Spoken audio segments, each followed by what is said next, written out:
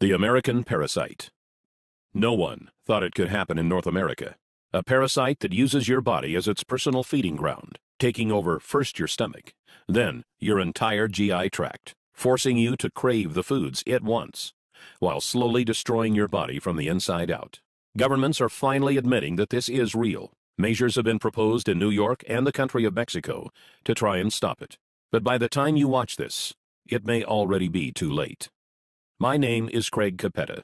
I'm the Director of Science and Nutrition at Whole Body Research International, and have spent the last 24 months working with my team of doctors and scientists to figure out a way to stop this parasite that is already estimated to be infecting 250 million Americans.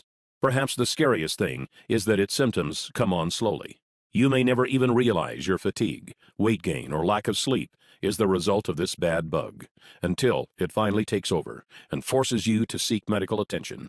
In the next few minutes, I'm going to show you a simple test you can do to find out whether or not you've been infected, and if so, how to get rid of it before it causes potentially irreversible damage. I'm also going to expose the major government screw-up that allowed this to happen, and how they are now scrambling to fix it. Warning, the information I'm about to share with you is controversial because this parasite comes from the most unlikely place, your food supply. In the next few minutes, I'm going to expose the manipulative practices of several very large corporations, companies like General Mills, Nestle, and Coca-Cola, that they prayed the public would never discover. It's a tangled web of bribery that makes your average politician look like a saint, and they are currently spending tens of millions of dollars in false advertising to try to cover up what they have done. But it's about time someone pulled back the curtain. That's why I've spent a considerable amount of time and my own money over the last few months creating this video that they do not want you to see. So if you're serious about the health of your family, turn off your cell phone, take a seat, and make sure you watch every word of this presentation. What you are about to see and hear may shock you, but it may also save your life. Let's get started. The year was 1950. The death rate by heart disease in America had jumped to an astonishing 30%. Only far back as the 1900s, it was 10%.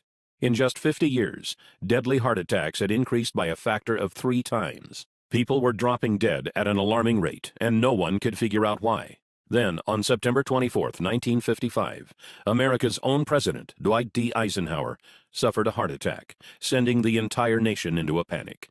The crisis was now real. On Monday, September 26th, the Dow Jones plunged 6.5%. The total paper loss of the day was $14 billion, the largest ever, including that of the Great Depression. President Eisenhower would not walk again until October 25th, and would not return to the White House until November 11th, nearly 6 weeks later. By this time, the fear of heart attacks was on everyone's mind. Enter government researcher Ancel Keys. Mr. Keys was a Harvard-educated scientist who had helped design rations for the U.S. Army during World War II. Mr. Keys set out to discover why Americans had the highest rate of heart attacks out of any of the first world countries. In what would later become known as the 7-country study, Mr. Keys discovered that Mediterranean nations had the lowest heart attack rates in the world. Their diet also contained the lowest amount of fat. He concluded the American high-fat diet was to blame for our heart attack problem. Correct or not, finally, the public had an answer.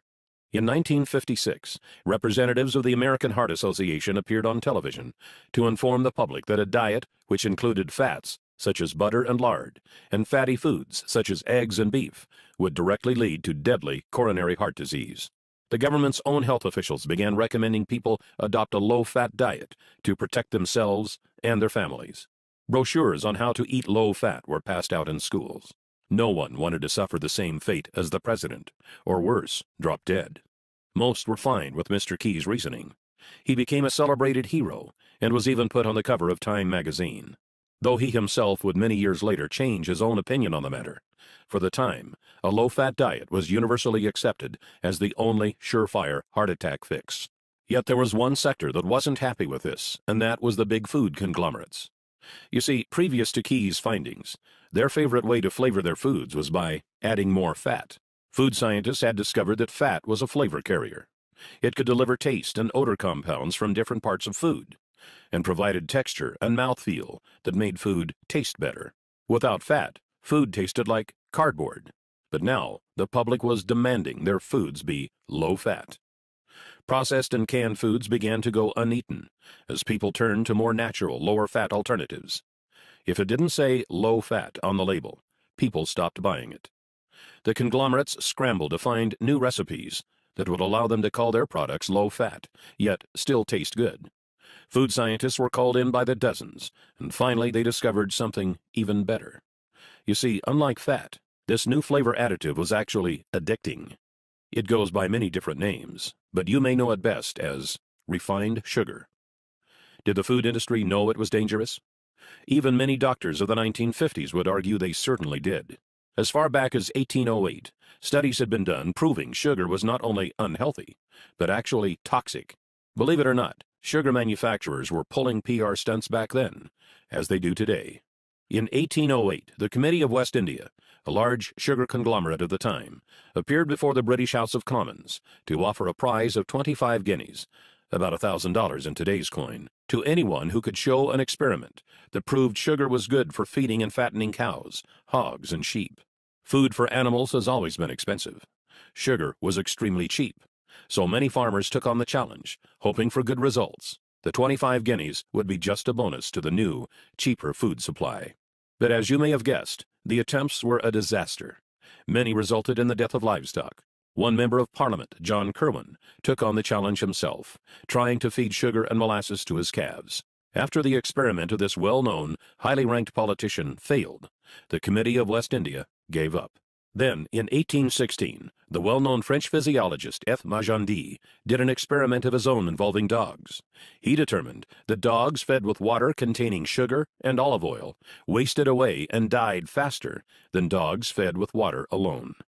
This showed sugar not only had no nutritional value, but actually caused negative effects. This shut the sugar manufacturers up, but just for the time being. Flashback to 1957. Fat was out. The food industry had found foods packaged with sugar were winning every taste test. But would the public buy it? As recently as the 1930s, Dr. Weston A. Price, a research dentist from Ohio, had traveled around the world observing different cultures and their diets. In 1939, he published a paper that revealed in horrifying detail what had happened to the teeth and health of those in cultures who had incorporated refined sugars into their food supply. Sugar still had a bad name. The conglomerates would need to make a move. Later, in 1957, noted Professor E.V. McCollum, who was often referred to as America's top nutritionist of the day, published a book called A History of Nutrition. In it, he argued that despite there being dozens of experiments done since the 1800s, proving sugar was bad for human consumption, those experiments were all flawed due to human error. This book was published and marketed with the same ferocity you see with bestsellers today. But where did it come from? No scientist has his own money to publish a book on such a grand scale. And let's face it, A History of Nutrition? It's not a title that will make a book fly off the shelves.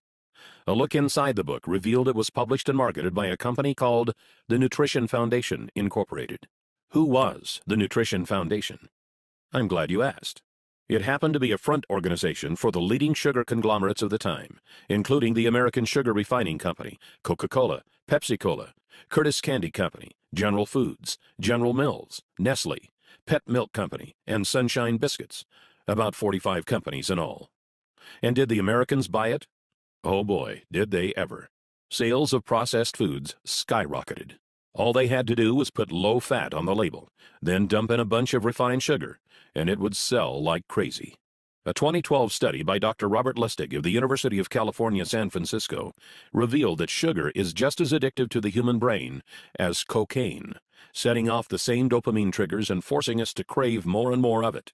So it was only natural that humans would begin to consume the new sugared products at a feverish rate. The food conglomerates responded to the increasing sales by using even more sugar. It began to find its way into foods you would never expect, like hot dogs, yogurt, spaghetti, and breads. As the decades passed, obstacles would spring up, but each time, the conglomerates had an answer. In 1965, the Fair Packaging and Labeling Act began, requiring their products to be honestly and informatively labeled. By this time, the public wasn't so hot on sugar anymore, but that made no difference. The conglomerates simply hid the sugar by putting it into new forms and creating new names. This way, people wouldn't see the word sugar on the food label, but it could still be hiding inside. Some names sugar goes by are agave nectar, brown rice syrup, high fructose corn syrup, dextrose, evaporated cane juice, glucose, lactose, malt syrup, molasses, sucrose. Another classic example is when the sugar pushers began putting the word natural into all of their advertising. Made from natural ingredients became their slogan, but all refined sugars are made from natural ingredients. So is cocaine and heroin. During the 1970s, armed with new studies showing the dangers of refined sugars and exposing them in all of their forms, the American public began to wake up. For the first time since the 50s, sales of certain high-sugar foods slowed down. But the conglomerates had prepared for this and had been hard at work developing yet another weapon of their own: artificial sweeteners. Perhaps the most notorious of these was aspartame, more commonly known as Equal or NutraSweet. The story of how it became approved by the FDA is startling. By this time, the diet craze was in full swing, and the diet food market was a billion-dollar industry. It was banned in 1973, and another artificial sweetener, cyclamate, had recently been banned when it was found to cause tumors in tests done on animals. Aspartame was initially also rejected by the FDA, but its developer, G.D. Searle, was not having it. Searle presented the FDA 100 different studies that showed it was harmless, studies G.D. Searle had funded themselves. Why not? They knew if they could get it approved, they would make billions.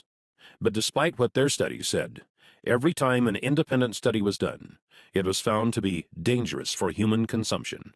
For the first time in history, the FDA sought criminal investigation into a food manufacturer for misrepresenting the safety tests of a product. What the investigation revealed was shocking. Deceased lab animals from the tests were not autopsied for months or even years after their deaths, so that rotting would render any tumor data inaccurate.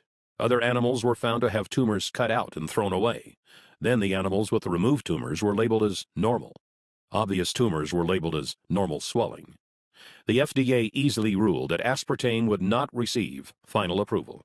But what would follow was a set of dirty political tricks that must have made Abraham Lincoln roll over in his grave. G.D. Searle first arranged to actually hire the U.S. attorney who was leading the investigation. Samuel Skinner first resigned from the U.S. Attorney's Office, stalling the investigation, then went to work for Searle. Later that year, Donald Rumsfeld was hired on as CEO of Searle. Yes, the same Donald Rumsfeld that was Secretary of Defense during the Bush administration. He appointed several political buddies to top management positions and proclaimed he would get aspartame approved within 1 year. At the time, Reagan had just been elected, and Rumsfeld was part of Ronald Reagan's transition team, who was in charge of choosing a new FDA commissioner. They appointed a man named Arthur Hall Hayes, Jr. One of Arthur Hayes' first acts as FDA commissioner was to appoint a 5-person panel to review the final decision to reject aspartame. 3 of the 5 panel members still voted not to approve it, citing the animal tumors as a big concern. So what did Hayes do? Simple. He appointed a 6th member to tie the vote at 3-3. Then Hayes, a man who knew nothing of food additives, decided he as a commissioner should get a vote also. He then cast the deciding vote himself, in favor of approval. Shortly after this scheme, Hayes resigned from his position as FDA commissioner, after which he was hired by Searle for a position paying hundreds of thousands of dollars a year. I know this sounds like a tale from a political horror movie, but sadly, it is 100% true. After all was said and done, aspartame was approved. Coca-Cola began using it to make Diet Coke, which they then marketed as a weight loss drink. In that first year alone, the FDA received over 600 consumer complaints reporting headaches, dizziness, and other strange reactions to this new, foreign substance our bodies were never designed to handle. But the food conglomerates had won. And since then, over the last 30 years, more and more of these refined sugars, artificial sweeteners, preservatives, and other unnatural elements have infiltrated our food supply, creating essentially a new diet, without ever giving us a choice. The year now is 2013. Governments have finally wised up and are now backtracking, trying to clean up this mess. In March of 2013, New York Mayor Michael Bloomberg fought to lower sugar and sweetener consumption in his city by banning regular and diet sodas over 16 ounces. This September, Paul van der Velpen, the head of Amsterdam's health service, spoke out to call sugar an addictive drug that should be tightly regulated. And just last month, the country of Mexico made motions to put large taxes on sodas, just like the American government did with cigarettes. But like cigarettes, these dangerous additives have now become what feels like a permanent part of our society. So, what is the result of all this? What do these unnatural things actually do once we put them in bodies? Why did the dogs in F. Magendie's study die faster when sugar was added to their diets? Why are more people getting sick than ever before? Why are more people suffering from obesity than ever before? And why is cancer predicted to soar by 50% by the year 2020? The answer may frighten you, as it did me. Doctors are now saying it could be the widest spread health hazard to hit North America since cigarettes, polio, HIV, or hepatitis. In our lifetimes, this one thing will affect more Americans than all four of these combined. In 2005, molecular biologists at Rice University estimated it was already affecting 70% of the American population. What is it? It's the consequence of the unnatural elements we've been exposed to, and the deep, dark secret the food conglomerates are right now, as we speak, spending millions of dollars to try and sweep under the rug. They have some help from the killer itself, because this disease takes over your body from the inside. Most never even know it is there, until it's too late. Its name is Candida, otherwise known as the American parasite. Candida is a type of fungi, a single-celled member of the yeast family. Where did it come from? Was it carried over on a boat from Africa? Or did it come from livestock? Actually, no. Candida is a natural resident of your digestive tract, along with 25 trillion other bacteria, some good and some bad. So long as the balance stays in order, which scientists say now is 80% good bacteria to 20% bad, your digestive and immune systems will continue to function normally. But here's where the problem starts. Candida is a member of the yeast family. And do you know what yeast likes to eat? You guessed it. Refined sugars, artificial sweeteners, and preservatives. All of the things that have been added to our food supply in just the last 50 or so years. Maybe you did the experiment back in science class, where you put yeast on a petri dish and fed it sugar to get it to grow. That's what's happening in your stomach right now. Let's take a look at that picture again. These are actual Candida albicans growing in a petri dish. When you feed the Candida, it starts to breed, faster and faster and faster. Soon it has outnumbered the good bacteria in your stomach. Then it makes its way into your upper and lower intestine and throughout your entire GI tract. Before long, it begins to expand into other parts of your body, resulting in serious medical problems that can cripple your ability to enjoy a happy life. Fatigue, weight gain, sleeplessness, bloating and gas, irritable bowel syndrome, constipation, skin problems, fungal infections. These are just the start of the havoc Candida can wreak onto your body. If you're suffering from any one of these symptoms, it's very likely this parasite is to blame. When you take antibiotics, Candida growth accelerates even faster, as antibiotics kill off many of the good bacteria that would otherwise keep it in check. It's because of all this, doctors estimate that currently, at the time this video was being produced, in the fourth quarter of 2013, 80% of all Americans suffer from some degree of Candida overgrowth.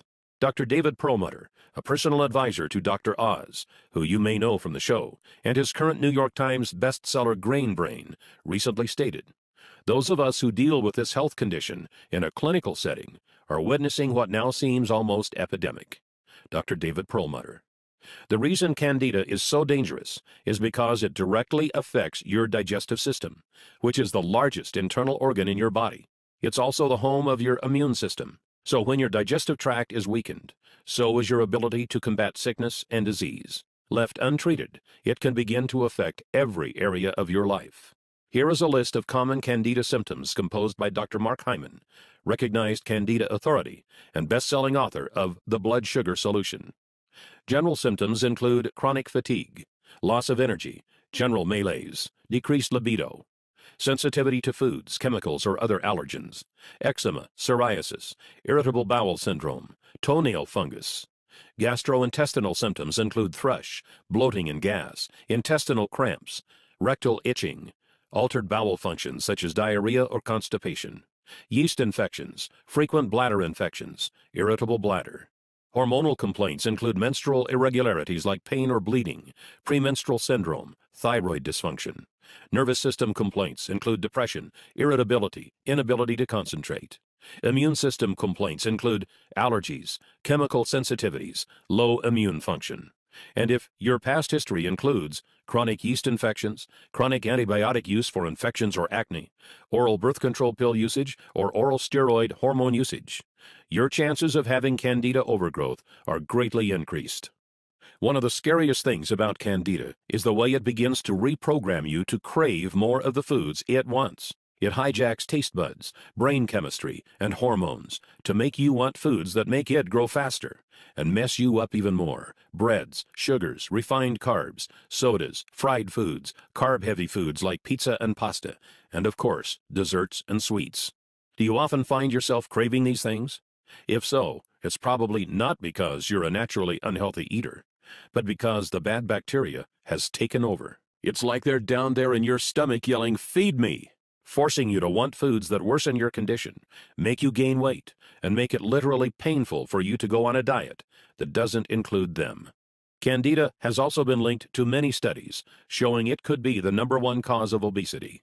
As Doctors Carolyn Dean and William Crook write in their 2005 book, The Yeast Connection in Women's Health, most women don't have even an inkling that their symptoms could be caused by yeast overgrowth in their bodies.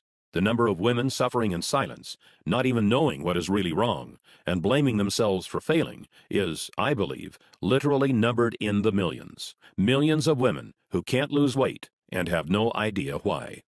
The same holds true for men. Once the excess yeast is destroyed, many find they are able to lose the unwanted weight quickly and easily, even that stubborn belly fat most diet plans can't touch. So now let's talk about how to fix it. Here's the good news. To start feeling better, you don't have to necessarily get rid of all of the Candida. You just need to balance them out. As I mentioned before, your gut is also home to a lot of good bacteria. To start feeling your best, you just need to get to the 80-20 balance. 80% good bacteria, 20% bad bacteria. There are two ways to do this. The first is going on a real, all-natural diet. That means completely eliminating all processed foods, refined sugars and carbs, artificial sweeteners, and also white breads. Then supplement your body with foods that are high in a special kind of good bacteria called probiotics. Probiotics are clusters of good bacteria that, like a powerful army, go into your stomach and form colonies that far outnumber the Candida. They were first brought to attention in 2008 by Nobel Prize-winning physiologist Eli Mechnikov. Noting that Bulgarians at the time lived longer than anywhere else on Earth, he set to find out why, and deduced that it was because of their yogurt-heavy diet. He even named the first probiotic strand he discovered, Lactobacillus bulgaricus, as a tribute to them. Foods that are high in probiotics include sauerkraut, kefirs, olives, and fermented vegetables. Eliminate the unnatural elements from your diet and start eating those foods, and your gut will eventually balance itself out. But let's be realistic. In today's world, that is nearly impossible. Who wants to never eat out at another restaurant, or never go over to a friend's place for dinner? Luckily, there is now a better way. Scientists have recently figured out how to load your gut with probiotics without having to change your diet at all. They've been able to put these living bacteria into pill form, so you can take them with your meals, no matter what those meals may be. They offset the bad foods you eat, populate your gut with good bacteria, and instinctively balance you to the right ratio. Once this happens, all sorts of exciting changes can happen in your body. You have more energy, feel more alert and more active. You can focus better on work. You feel smarter, more productive, more creative. Many no longer have the need for coffee or caffeine, as your body is now able to get more energy from food and tap into it easily. Dr. Alan Walker, professor of nutrition and pediatrics at Harvard Medical School, recently stated, "Evidence from clinical research demonstrates that adding good bacteria to the diet promotes a healthy digestive and immune system. This makes your disease-fighting ability stronger, so you get sick less often." In a 2001 study, Children from daycare centers in Helsinki, Finland, were given milk with and without probiotics. Those who drank the probiotic-enhanced milk were 17% less likely to get a respiratory infection and 16% less likely to call in sick because of illness. Harvard Medical School has also recently gone on record to proclaim probiotics' effectiveness at preventing vaginal yeast infections, as well as antibiotic-induced diarrhea. Dr. Michael F. Roizen, New York Times best-selling author and chief wellness officer at the Cleveland Clinic, recently said, "Taking probiotics is a habit that can really benefit the digestive system, which is intricately connected to our overall health." Many also find weight begins to fall off, since your gut processes food more efficiently. If you've had trouble losing weight in the past, it could be because the Candida have clogged up your digestive tract, which can greatly slow down your metabolism. You'll also notice those carb and sugar cravings fade away. You actually find yourself craving good, healthy foods that make you look and feel great. All in all, your digestive tract contains 60% of the cells in your body, so it's no surprise that clearing it up can make you feel like a whole new person. Oh, and before I go, I feel it's important I tell you about one more thing. It's important we talk about the costs of not taking care of your gut, because this is not a problem that fixes itself. If you are currently suffering from fatigue, irritable bowel syndrome, skin rashes, reduced sex drive, low energy, obesity, or lack of sleep, then chances are you are one of the 80% of Americans who has some form of Candida overgrowth. Unless you are willing to make an immediate, drastic change to your diet, symptoms will only worsen for you as the bad bacteria continues to grow. Think of it this way. Imagine if all of a sudden you decided to never brush your teeth ever again. The plaque buildup that would form is not unlike what goes on in your gut when it's untreated.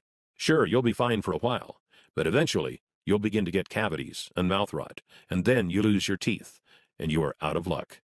It's very likely the exact same thing is going on in your gut right now. The food that causes bad bacteria to grow on your teeth is the same food that goes into your stomach right after. So it only makes sense that it would cause bacteria growth there also. But in your gut, the consequences are much more severe. While your mouth and teeth are certainly important, they are just a small part of your body. Your digestive tract is your core. It actually contains 10 times as many cells as the entire rest of your body. Untreated, it could begin to affect your health in ways I'd never wish upon anyone. Bad breath, constipation, acid reflux, indigestion, fatigue, lack of sleep, skin problems. These are just the early symptoms. The scariest part is that with 70% of your immune system in your digestive tract, if it can't function properly, you become susceptible to not just getting sick, but to some very nasty diseases like ulcerative colitis, lupus, multiple sclerosis, and arthritis. And those can't be cured by balancing your gut. That's why it's critical you get this handled now, before it's too late. Fortunately, there's an easy way to fight back against the bad bacteria. Simply take 1 capsule of probiotics daily, preferably with a meal. Within just a few days, you'll feel exciting changes in your body. You'll find yourself sleeping better and waking more rested, but with new, exciting energy. You are ready to take on the world. You are no longer tired after meals and no longer find yourself craving bad foods. But when you do cheat once in a while with pizza or ice cream, you still feel great knowing it's not going to go straight to your hips. Don't be surprised if your bathroom habits become more regular. Since you are no longer a slave to your gut, multiple trips to the toilet are a thing of the past. Weight may also begin to fall off, as your body is now a food-burning machine, no longer a fat and sugar storage hub. You'll probably also discover you no longer find yourself needing caffeine, carbs, or sugar. Many claim their sex drive goes up as your body feels younger, sexier, and more vibrant. Your skin may even appear younger and firmer, as your body is better able to bring the nutrients from your food into your skin, replenishing your cells and giving you a healthy, youthful shine. And then, I can't tell you exactly when it will happen. It may be in a few days, or it could take a few weeks, but it certainly will happen. It's something I call the magic moment. The magic moment is when you wake up one day and realize that something is different. Your senses feel more powerful. You are more alert, centered, and on point. The air feels crisp, and your body feels alive. Your serotonin levels have soared, and your soul just feels like everything is right. Then you realize that's the way we humans were supposed to feel all along. And now that your body is running like a finely tuned machine, you know that you always will feel this incredible. It's a feeling you can't really put a price on. Our health is our most precious asset. Without it, we can't fully enjoy anything else.